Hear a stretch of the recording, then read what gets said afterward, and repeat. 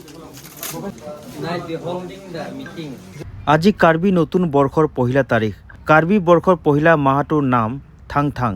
আজিৰ এই দিনটোতে উন্মোচিত হ'ল সাংবাদিক কবি লেখক চন্দ্ৰ সিং ৰংপিৰ এ নাইট হোল্ডিং দ্য মেল্টিং মুন শীৰ্ষৰ কাব্যপুথি এখন।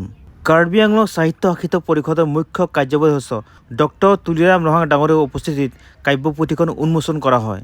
কাব্যপুথিখনৰ উন্মোচনী অনুষ্ঠানত ডক্টৰ তুলিৰাম ৰহাং ডাঙৰীয়াই চন্দ্ৰ সিং ৰংপিৰ কাব্যিক প্ৰতিভাৰ উচ্চ প্ৰশংসা কৰে আৰু লগতে তেওঁৰ ভৱিষ্যত কাব্যিক যাত্ৰাৰ বাবে শুভকামনা জনায়।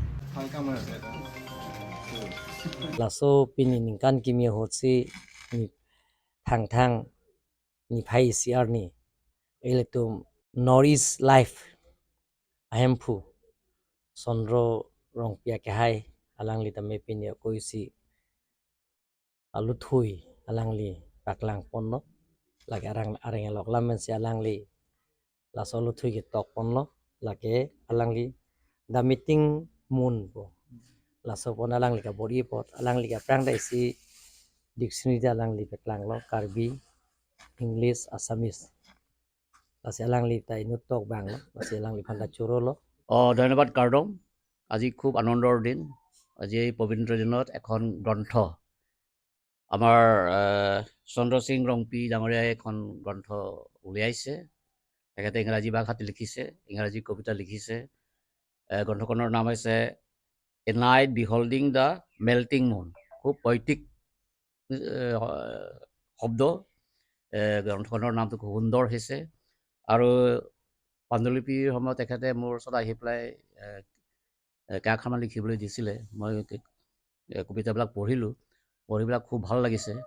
কাৰণ এজন কাৰ্বি মানুহ, কাৰ্বি ভাষা নিজৰ মাতৃভাষা হয়, তেখেতে অসমীয়াও লিখিব পাৰে। এতিয়া ইংৰাজী ভাষাত লিখিছে। ইংৰাজী ভাষাত লিখাৰ কাৰণে এইটো ইণ্টাৰনেশ্যনেল লেভেলৰ কাৰণে যাব। আৰু মই প্ৰথমতে কাৰ্বি ভাষাতে লিখিছিলোঁ। কাৰ্বি ভাষাৰ পাছত মই অসমীয়া লিখিবলৈ আৰম্ভ কৰিলোঁ, বালিমাহী। তাৰপাছতে ময়ো ইংৰাজীত লিখিবলৈ আৰম্ভ কৰিলোঁ। এইটো হৈছে কেণ্ডল অফ দ্য নাইট বুলি।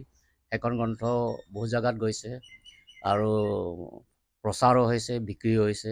গতিকে এই গ্ৰন্থখনো কাৰ্বি সমাজৰ কাৰণে, বিশেষকৈ আপোনাৰ নতুন প্ৰজন্মৰ কাৰণে খুব এটা মূল্যৱান গ্ৰন্থ হ'ব বুলি ভাবোঁ। তেখেতসকলে এই গ্ৰন্থখন পঢ়ি পেলাই তেখেতৰ পৰা ইনস্পিৰেশ্যন পাব। কাৰণ কবিতা লিখা চব মানুহৰ কাৰণে সম্ভৱ নহয়। এইটো অন্তৰখন খুব পবিত্ৰ হ'ব লাগিব আৰু শব্দৰ চিলেকশ্যন যিবিলাক সেইটো কবিজনৰ ওপৰত ডিপেণ্ড কৰে।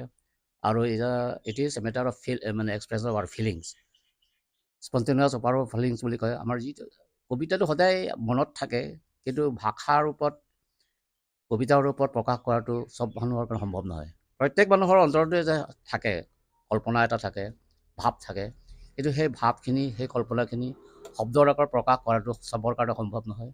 এই সম্ভৱ কৰাইছে আমাৰ চন্দ্ৰ সিং ৰংপি ডাঙৰীয়াই। খুব কষ্ট কৰি পেলাই আগতেও এখন গ্ৰন্থ লিখিছে গ্ৰামীণ গ্ৰামাৰৰ ওপৰত। সেই গ্ৰন্থখনো কাৰ্বি সমাজৰ বুলি নহয়, অন্য কাৰ্বিসকলৰ মাজতো এইটো খুব সহায়ক হৈছে কাৰ্বি ভাষা শিকিবৰ কাৰণে। গতিকে তেখেতৰ এই নতুন নতুন পদক্ষেপ লোৱাৰ কাৰণে মই তেখেতলৈ মোৰ আন্তৰিক ধন্যবাদ আৰু কাৰ্ডম জনাইছোঁ। আৰু ভৱিষ্যতেও ভাল কাম কৰক। কাৰ্বি ভাষা, ইংৰাজী ভাষা আৰু অসমীয়া ভাষাৰ উন্নতিৰ কাৰণে তেখেতে কামবিলাক কৰি যাওক। মই ভগৱানৰ ওচৰত আশীৰ্বাদ বিচাৰি তেখেতলৈ মানে আৰু উন্নতি হ'বৰ কাৰণে মই ভগৱানৰ ওচৰত প্ৰাৰ্থনা কৰিছোঁ। ধন্যবাদ কাৰ্ডম। আজি কাৰ্বি নতুন বৰ্ষৰ 1 তাৰিখ। আজি নতুন বছৰ আজিৰ পৰা আৰম্ভ হৈছে। গতিকে কাৰ্বি নতুন বছৰ আৰম্ভণিতে আমাৰ এগৰাকী সাংবাদিক, লেখক, কবি চন্দ্ৰ সিং ৰংপিয়ে যিখন কিতাপ ওলাইছে the melting moon, a night beholding the melting moon. মই ভাবোঁ যে কাৰ্বি নৱবৰ্ষটো সাহিত্যৰ দিশৰ ফালৰ পৰা এটা ভাল আৰম্ভণি এটা আৰম্ভ হৈছে। আৰু মই কিতাপখন পঢ়া নাই, মই উন্মোচনৰ অনুষ্ঠানত থাকি বা উন্মোচন কৰি ভাল পাইছোঁ নিজেই। কিন্তু মই ভাবোঁ যে নতুন বছৰত প্ৰত্যেক দিনা আমি নতুন বছৰটো উঠি পেলাই আমি যি ধৰণে প্ৰাৰ্থনা কৰোঁ, আজি দিনটো ভালে ভালে যাওক, বছৰটো ভালে ভালে যাওক। আজি মই ভাবোঁ যে এই কিতাপখনৰ উন্মোচনেৰে কাৰ্বি নতুন বৰ্ষটো শুভ আৰম্ভণি এটা আৰম্ভ হৈছে। আৰু এই নতুন বছৰটোত আহিবলগীয়া সময়খিনিত মই চন্দ্ৰ সিং ৰংপি অলৰেডি যি তেওঁ কাৰ্বি স্পকেন কিতাপ এখন কাৰ্বি শিকাৰ কাৰণে এটা লিখিছে, তেওঁ মানে সাহিত্যৰ প্ৰতি, কাৰ্বি সাহিত্য বা ভাষাৰ প্ৰতি যিহেতু তেওঁ দায়বদ্ধতা প্ৰকাশ কৰিছে, মই ভাবোঁ এইটো অনাগত দিনত আৰু বেছি তেওঁ দায়িত্ব গধুৰ নিজৰ এটা সামাজিক দায়বদ্ধতাৰে আগবাঢ়ি লৈ যাব। সেইটো মই আশা কৰিছোঁ, তেওঁক অভিনন্দন জনাইছোঁ এই কিতাপখনৰ বাবে। এইখন যদিও ইংৰাজীত হৈছে, মই ভাবোঁ যে তেওঁক কাৰ্বি ভাষা বা অসমীয়াটো তেওঁ যদি চৰ্চা আৰম্ভ কৰে, তেতিয়াহ'লেও তাৰমানে তেওঁৰ সেইটো প্ৰতিভাটো আৰু বেছি বিকশিত হ'ব আৰু বেছি মানুহৰ কাষলৈ যাব পাৰিব। এইখিনিয়ে কওঁ। হয়, প্ৰথমতে সমূহ ৰাইজক কাৰ্বি নৱবৰ্ষৰ আন্তৰিক শুভেচ্ছা জ্ঞাপন কৰিছোঁ। আৰু আজিৰ কাৰ্বি নতুন বৰ্ষতে মই স্বৰচিত এ নাইট বিহল্ডিং দ্য মেল্টিং মুন বুলি, অসমীয়াত তাৰ ভৱানুবাদ হ'ব জোনাক গলাই এটি নিশা।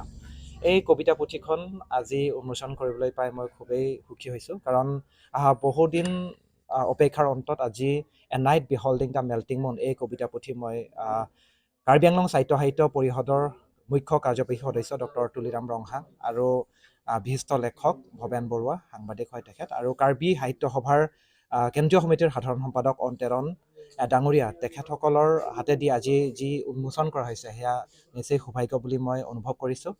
আৰু এইখিনিতে ক'ব বিচাৰিছোঁ যে এইখন এ নাইট বিহল্ডিং দ্য মেল্টিং মুন কবিতা পুথি প্ৰকাশৰ ক্ষেত্ৰত আৱশ্যকীয় যিমান মোৰ খৰচ হৈছিল, সেই খৰচৰ ক্ষেত্ৰত ডক্টৰ তুলিৰাম ৰংহাং ডাঙৰীয়াই বহন কৰিছিলে। এইখিনিতে মই শলাগ জনাইছোঁ। তেখেতে সাহিত্য চৰ্চাৰ ক্ষেত্ৰত উৎসাহ যোগোৱাৰ বাবে আজি মোক সহায় আগবঢ়াইছে, তাৰ বাবে মই ধন্যবাদ জনাইছোঁ। এই কিতাপখনত আচলতে কি লিখা আছে আৰু কি ভাষাৰে লিখা আছে, আৰু কোনোবাই যদি পঢ়িবলৈ বিচাৰে ক'ত পোৱা যাব? হয়, এইখন এ নাইট বিহল্ডিং দ্য মেল্টিং মুন, এইখন ইংৰাজীত লিখা হৈছে। ইয়াত কেইটামান কবিতা মই কাৰ্বিত লিখিছিলোঁ, সেই কাৰ্বিটো মই ইংৰাজীলৈ অনুবাদ কৰিছোঁ, আৰু বাকীখিনি ইংৰাজীত লিখা হৈছে। আৰু এই কিতাপখন সহজতে আপোনালোকে পাব ফ্লিপকাৰ্ট, এমাজন, স্নেপডিল এনেধৰণৰ অনলাইন প্লেটফৰ্মত আপোনালোকে সহজে উপলব্ধ হ'ব। আৰু এইখিনিতে মই ক'ব বিচাৰিছোঁ যে যদি আপোনালোকে এইখন কিনিব বিচাৰে, তেনেহ'লে আপোনালোকে এইটো ফ্ৰী ডেলিভাৰী আপোনালোকে সুবিধাটো পাব। আৰু যদি হেণ্ড টু হেণ্ড যদি আপোনালোকে এইটো কিনিব বিচাৰে, মোৰ পৰাও আপোনালোকে এইটো কালেক্ট কৰি ল'ব কিমান পাৰিব। টকাত? মূল্যটো আপোনাৰ 159 টকা।